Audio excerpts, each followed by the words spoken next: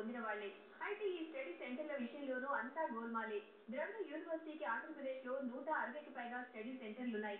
ఇతర రాష్ట్రాల్లో మరో 20 స్టడీ సెంటర్లున్నాయి.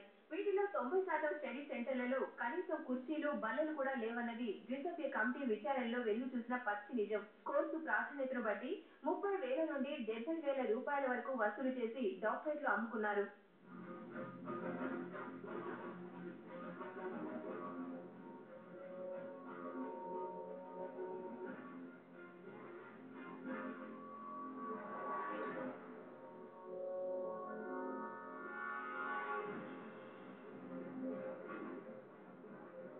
ద్రవిడ యూనివర్సిటీ ఉద్యోగుల నియామకాల్లోనూ అన్ని అవకతవకలే.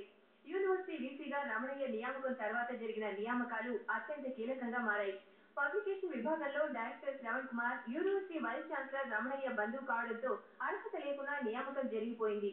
పబ్లికేషన్ విభాగంలో డిప్యూటీ డైరెక్టర్లుగా నియమించబడ్డ ఈశ్వర్ రెడ్డి, ఉదయ్ కుమార్ల విషయంలోనూ యూజీసీ నిబంధనలను తుంగలో తొక్కారు. మరో ఉద్యోగి హేమంత నియామకం కూడా ఇదే రీతిలో కొనసాగింది.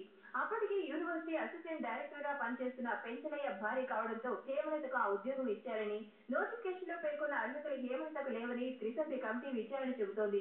మరో వివాదం కూడా యూనివర్సిటీని చుట్టుముట్టింది. మహబూబ్ నగర్ జిల్లాలో యూనివర్సిటీ ఆధ్వర్యంలో నడుస్తున్న సెంటర్లో జరిగిన దూర విద్య పరీక్షల్లో అసలు గుట్టు ఎన్టీవీ బయట పెట్టింది. విద్యార్థుల నుంచి వేలకు వేలు డబ్బులు దండుకున్న నిర్వాహకులు ఏకంగా సెంటర్ను కూడా తమకిష్టం వచ్చిన చోట పెట్టుకుని మరీ ఓపెన్ బుక్ మెథడ్ అమలు చేశారు.